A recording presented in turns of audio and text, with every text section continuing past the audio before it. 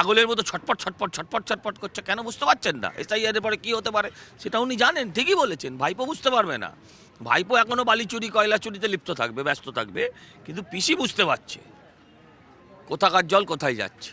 আমি কি বলবো গেট ওয়েল শুন ছাড়া, আমি কি বলবো পাগলের পাগলামির, আমি কি উত্তর দেব? আমি এখন একটা মেসেজ তৈরি করে দিচ্ছি যে কালকে শুভেন্দু অধিকারীর ওপর হামলা করার নির্দেশ স্বয়ং মুখ্যমন্ত্রী দিয়েছেন।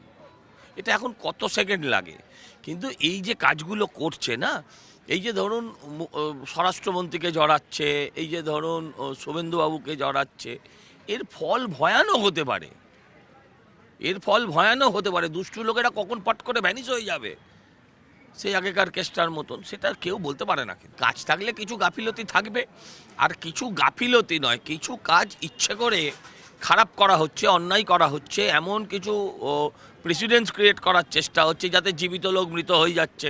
হ্যাঁ, মৃত লোক সে জীবিত হয়ে যাচ্ছে, লাভলি খাতুনদের নাম থেকে যাচ্ছে, কাকলি ঘোষ দস্তিদারের দেখেছেন আপনি, তার পরিবারের ফর্মটা ফিল আপ করেনি, দেব থেকে শুরু করে সবার ক্ষেত্রেই এগুলো খানিকটা ইচ্ছাকৃতভাবেও নির্বাচন কমিশনকে ছোট দেখানোর জন্য এই ধরনের চক্রান্ত হচ্ছে।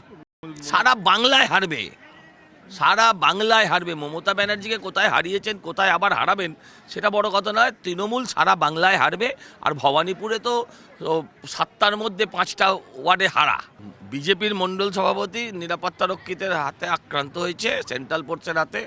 আর যারা এগুলো বলছে তারা লাল ওষুধ নিয়ে সেই বিজেপির কর্মীদের কাছে ওষুধ মাখাতে গেছে। এ সমস্ত কথার কোনো যুক্তি নেই, এই সমস্ত কথার কোনো যুক্তি নেই। ঘটনার পর যদি কেউ দুঃখ প্রকাশও করতো তাহলে বাংলার মানুষ একটু শান্ত হতো। একটা না মানে সাপ্তাহিক ঘটনা হয়ে গেছে। ভারতীয় জনতা পার্টির যারা কর্মী, নেতাদের গাড়ির ওপর, বাড়ির ওপর, তাদের মানে তাদের দেহের ওপর হামলাটা এখন একটা সাপ্তাহিক ইস্যু হয়ে গেছে, এটা একটা নিয়মিত ব্যাপার হয়ে গেছে। এটা একটা বন্ধ হওয়া দরকার। মৃত্যুঘণ্টা কে কার বাজাবে আর কয়েকদিনের মধ্যে বাংলার মানুষ বুঝতে পারে।